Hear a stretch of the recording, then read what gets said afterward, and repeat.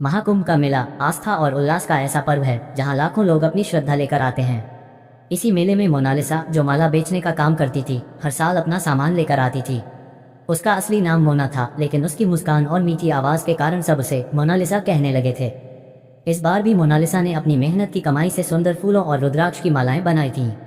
उसे उम्मीद थी कि इस बार मेला उसके लिए खुशियों का सौगात लेकर आएगा, लेकिन नियति ने कुछ और ही सोच रखा था।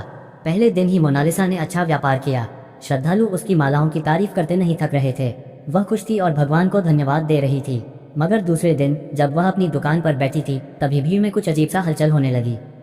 भीड़ का फायदा उठाकर कुछ चोर वहां आ गए थे। उनका इरादा साफ था, मोनालिसा की मेहनत की कमाई और सामान चुराना। मोनालिसा ने देखा कि एक आदमी उसकी दुकान से पैसे वाला बैग उठा रहा है। उसने तुरंत चोर को पकड़ने की कोशिश की, लेकिन वह आदमी तेजी से भीड़ में गायब हो गया। मोनालिसा के लिए यह बहुत बड़ा झटका था। उसकी आंखों में आंसू थे। वह अकेली थी और समझ नहीं पा रही थी कि अब क्या करे।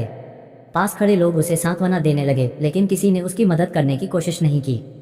दिन भर मोनालिसा अपनी खोई हुई चीजों के बारे में पूछताछ करती रही। उसने पुलिस के पास शिकायत भी दर्ज करवाई, लेकिन मेले की भीड़ में चोर को पकड़ना नामुमकिन था। शाम होते होते उसकी सारी उम्मीदें टूट चुकी थीं। उस रात मोनालिसा गंगा किनारे बैठी और अपने आंसुओं को बहने दिया। उसे लगा कि भगवान ने उसके साथ अन्याय किया है। लेकिन तभी एक बुजुर्ग साधु वहां आए। उन्होंने मोनालिसा से पूछा, बेटी क्यों रो रही हो? मोनालिसा ने अपने साथ हुई सारी घटना उन्हें बता दी। साधु ने उसकी बात सुनकर कहा, बेटी जो गया उसे भूल जाओ। भगवान ने तुम्हें ये परीक्षा दी है ताकि तुम और मजबूत बन सको। अपनी मेहनत और विश्वास को मत छोड़ो। कल का सूरज तुम्हारे लिए नया मौका लेकर आएगा। साधु की बातों ने मोनालिसा को थोड़ी शांति दी। अगले दिन वह फिर से अपनी दुकान पर गई और जो थोड़ी बहुत मालाएं बची थी उन्हें बेचने लगी। उसकी सच्चाई और मेहनत देखकर कुछ ग्राहकों ने उसे अतिरिक्त पैसे भी दिए। मोनालिसा ने महसूस किया कि जीवन में कठिनाइयां आती हैं, लेकिन हार मान लेना विकल्प नहीं है।